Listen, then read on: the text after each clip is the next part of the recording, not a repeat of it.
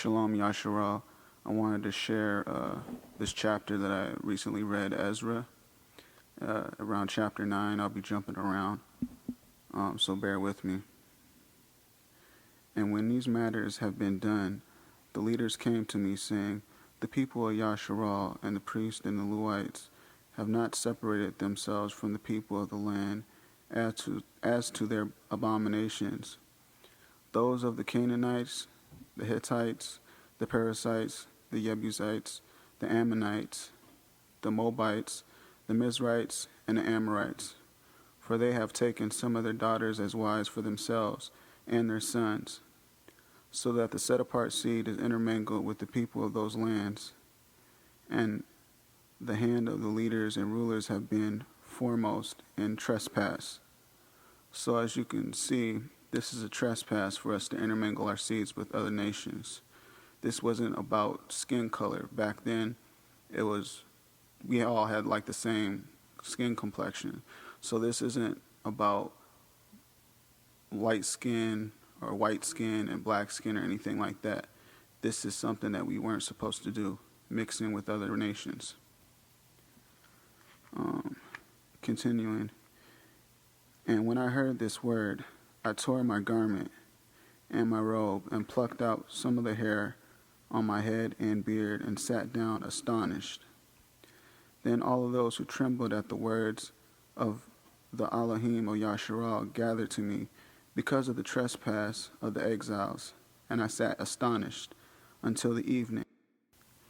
And at the evening offering I rose from my affliction, and having torn my garment and my robe, I fell on my knees and spread out my hands to Yahuwah, my Elohim, and said, O my Elohim, I am too ashamed and wounded to lift up my face to you, my Elohim, for our crookedness have risen higher than our heads, and our guilt has grown up to the heavens.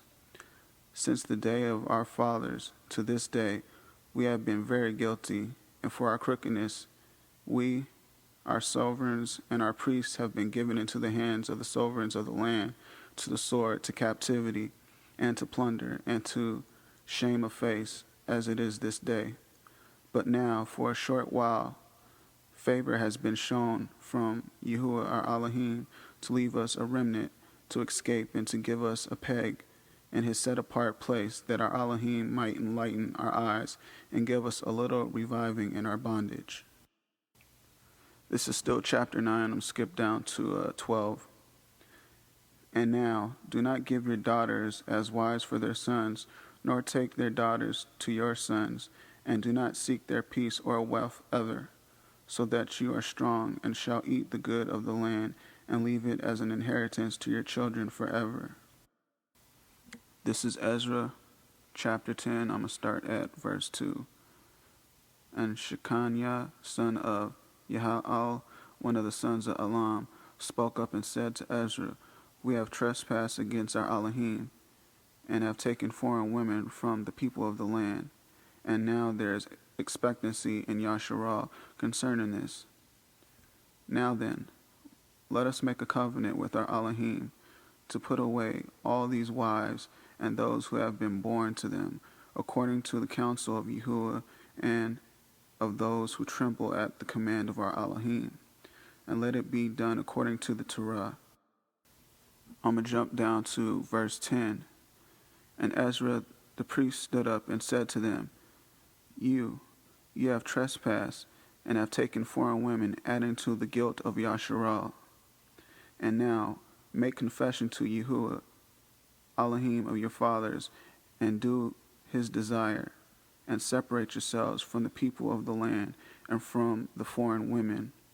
And all the assembly answered and said with a loud voice, Right, it is upon us to do according to your word. But the people are many, and it is the season of showers of rain, and we are not able to stand outside. And the work not of 1 or 2 days, for we have greatly transgressed in this matter. After this, there is a long list of names who took foreign wives and sons and etc. So I'm going to jump down to the very last part, verse 44. All these had taken foreign women, and some of them had women who had borne children. Alright, now I'm going to backtrack to Devarim, or Deuteronomy. Start at chapter 7. When Yahuwah our Elohim brings you into the land which you go to possess, he shall also clear away many nations before you, the Hittites, the Girgashites, the Amorites, and the Canaanites, and the Perizzites, and the Hivites, and the Jebusites, 7 nations greater and mightier than you. And when Yahuwah your Elohim gives them over to you, you shall smite them and put them under the ban completely. Make no covenant with them and show them no favor. And do not intermarry with them. You do not give your daughters to his son, and you do not take his daughter for your son, because he turned your son away from following me to serve other mighty ones. Then a displeasure of Yahuwah shall burn against you, and promptly destroy you. Yahuwah is very clear that we are not to be intermingling our seeds with other nations. So you're going to have to put away those fetishes and take pride in the women of your tribe. And same for the women of Yasharal. You're going to have to take pride in the men of your tribe. I'm going to take it a step further, backtrack a little more. In Bimidbar, or Numbers chapter 36, I'm going to jump down to verse 6. This is the word which Yahuwah has commanded for the daughters of Teslophat, saying, let them marry who is good in their eyes, but let them marry only within the clans of their father's tribe. And the inheritance of the children of Yasharal is not to change hands from tribe to tribe, for every one of the children of Yasharal is to cling to the inheritance of the tribe of his father. And every daughter possessing an inheritance in any tribe of the children of Yasharal is to be the wife of one of the clans of her father's tribe, so that the children of Yasharal possess each of the inheritance of his father. Thus the inheritance is not to change hand from one tribe to another, but every tribe of the children of Yasharal is to cling to its own inheritance. Again, Yahuwah is very clear.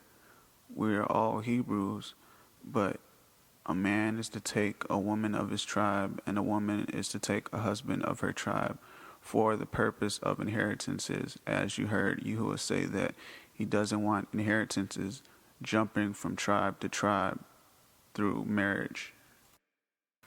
Just thought I'd shed some light on a topic that many Yasharal isn't aware of. To you and yours, Shalom.